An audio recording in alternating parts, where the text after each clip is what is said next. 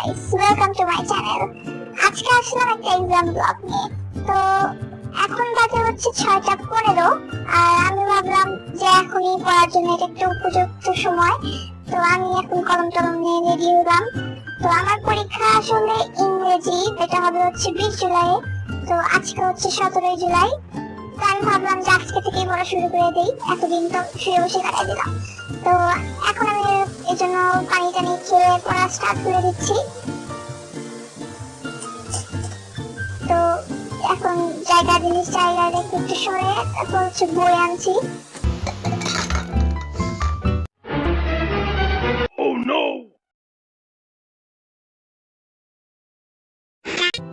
যাই হোক, ইগনোর করো এটাকে।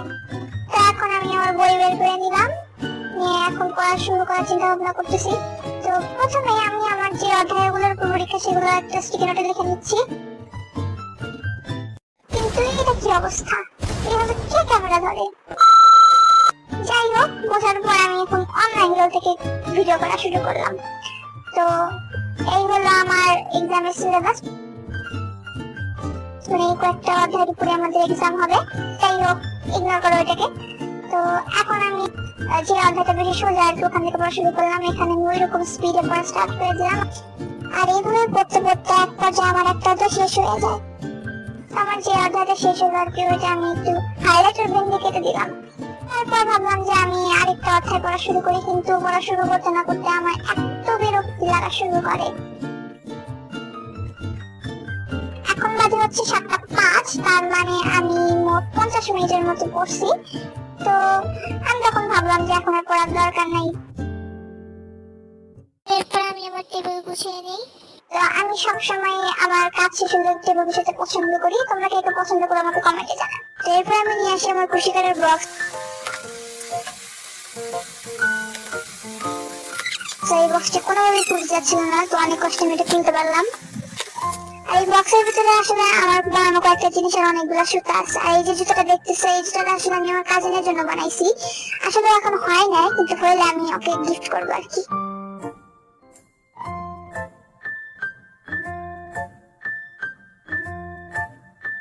আর এরপর আমি বসে যাই আমার ব্যাগ বানাতে। আসলে এই ব্যাগটা আমি অনেকদিন আগে এতটুকু করে রেখে দিয়েছিলাম, তো আজকে ভাবলাম যে বাকিটুকু করা শুরু করে দিই।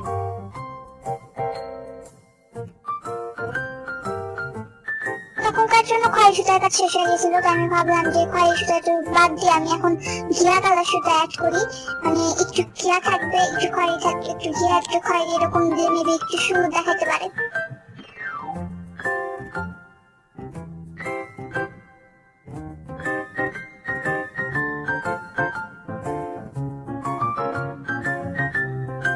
তো এইভাবে ঘিয়া সুতার এক লেয়ার শেষ হওয়ার পর আমি বললাম যে না, আমি আর এখন কুশি কাটা করবো না। তো আমি তখন আমার কুশি কাটা জিনিসগুলো বক্সের ভিতরে আবার রেখে গোসল করতে চলে যাই। তো এখন বাজে হচ্ছে 7:50, আর আমি এখন গোসল থেকে মাত্র আসলাম। তার মানে একদম 45 মিনিট পর আবার আসছি।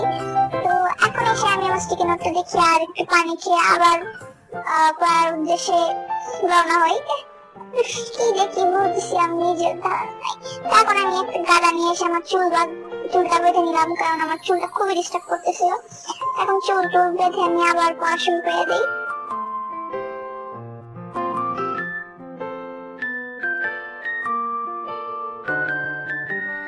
এইভাবে আমি এখন পড়তে থাকি। তো এই মুহূর্তে আমার কেন জানি অনেক মনোযোগ চলে আসছিল, আর আমি আবার একটা অধ্যায় শেষ করে ফেললাম। আমার কেন জানি বেশি পড়তে ইচ্ছা করতেছিল না, তাই ভাবলাম যে একটু কিছু খেয়ে নেই।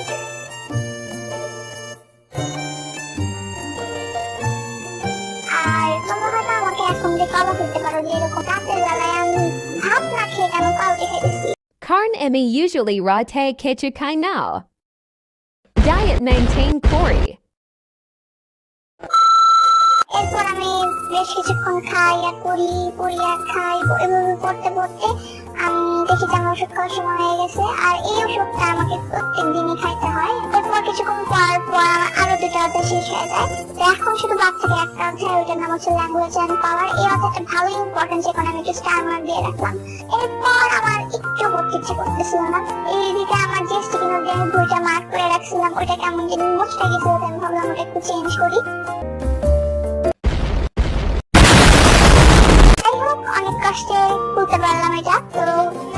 ছুঁড়ে ফালাই দিই আর ভিতর থেকে নতুন একটা স্টিকি নোট বের করে লাগাই দিই।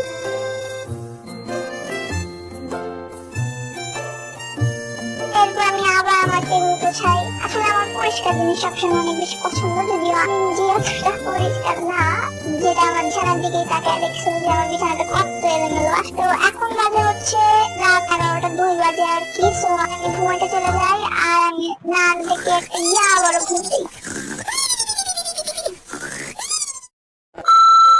হঠাৎ সকাল 4টা বাজে আমার কি কারণে জানি ঘুম ভেঙে গেছে, আমি নিজেও জানি না। আমার ঘুম আসতেছিল না আর পড়তে একটু মন চাইতেছিল না, তাই ভাবলাম নতুন কয়েকটা কমিক বুক অর্ডার দিছে, ওগুলো একটু পড়ি। আর তোমাদেরকে একটা জিনিস দেখিয়ে দিই, এই স্পাই এক্স ফ্যামিলির মধ্যে এটা হচ্ছে লয়েড ফরজার আর ও হচ্ছে এখানকার মেইন ক্যারেক্টার।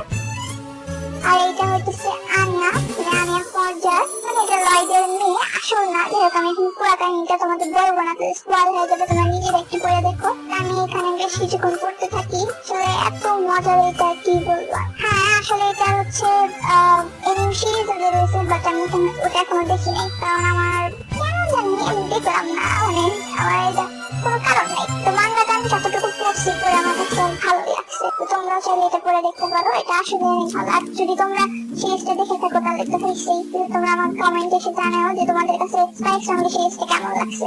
আর এইটা হইতেছে এই মাঙ্গার নায়িকা, যার নাম হচ্ছে ইয়োর ব্যারিয়ার। তোমাদেরকে এখানে দেখাতে চাইছি, বাট ক্যামেরাটা আসতেছিল না, আমি পরে ক্যামেরাটা তুলে এনে তোমাদের দেখালাম। তো ও আসলে অনেক সুন্দর, সত্যি কথা। আমার অনেক ভালো লাগছে, মানে আমার আসলে মাঙ্গাটা পড়তে এতই ভালো লাগতেছিল যে আমি আসলে থামাইতে পারছিলাম না। তাই ভাবলাম যে একটা নির্দিষ্ট পেজে এসে থামবো আর বাকিটুকু রহস্য হিসেবে রেখে দিব। তো আমি আবার যেখানকার জিনিস সেখানে রেখে দিচ্ছিলাম। স্ক্রিনে জানি কি একটা দেখা যাইতেছিল।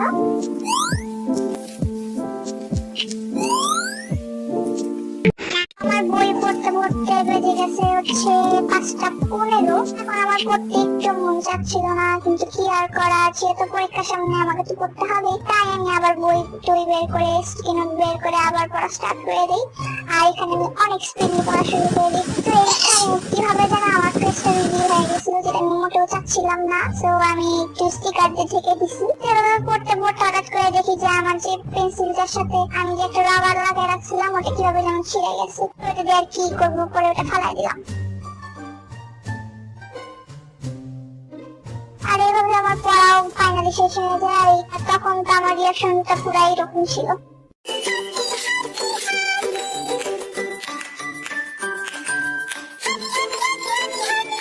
আর এরপর আমার খুব আইস আমেরিকানো খেতে ইচ্ছা করতেছিল। আর এটা বানানোর জন্য প্রথমে আমি একটা কাপে নিয়ে নিলাম গরম পানি, তারপর দিয়ে নিলাম কফি। তো আজকে আমার কাছে কফির এই প্যাকেটটা ছিল, ভাবলাম এটা একটু ট্রাই করে দেখি, কারণ নরমালি আমি যে কফিটা ইউজ করি ওটা এইটারই জাস্ট নীল কালার। তো এরপর আমি এটা একটা চামচের সাহায্যে ভালোভাবে মিক্স করে নিলাম, কিন্তু মিক্স করতে গিয়ে যেটা খেয়াল করলাম যে এটার কালারটা অনেক ডিপ না, কারণ আমি নরমালি যে বানাই তখন কালারটা অনেক ডিপ হয়। তো এরপর আমি চলে গেলাম ফ্রিজ থেকে বরফ আনতে, খালি বরফটাই দেখো, অন্য কিছুর দিকে যেন তাকায়ও না। এরপর আমি একটা জুসের জার নিলাম, জারে অনেকগুলো বরফ নিয়ে নিলাম। আর তোমাদের যদি ঠান্ডার সমস্যা থাকে তাহলে তোমরা বরফ কম দিও।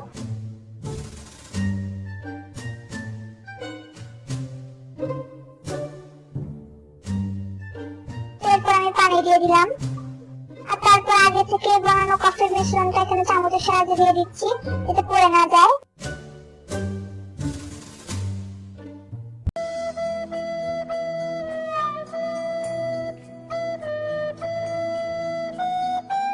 Ignore that. কিন্তু অল্প একটু দিতে না দিতে দেখি যে এটা আসতেছে না, কারণ মেবি আমি পানি অনেক বেশি দিয়ে ফেলছিলাম। তো আমি চামচ দিয়ে অনেক জাকা দিয়েও যখন পানি আর কমাতে না পারলাম না, তখন আমি একটা পাইপ দিয়ে আর কি একটু খেয়ে কমাই দিলাম। এরপর আবার সেই কফি মিশ্রণটা দিয়ে দিলাম।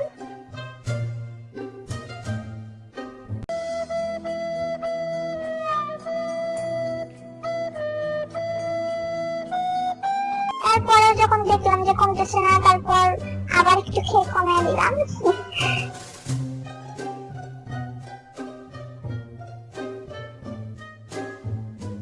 তারপর আমি সাবধানতার সাথে বাকি মিশ্রণটা দিয়ে দিলাম। এরপর আমি একটা ন্যাকড়ার নিচে বড় কফিটুকু মুছে দিলাম। আসলে আমি ন্যাকড়া খুঁজে পাইনি, এই জামা দিয়ে মুছছি।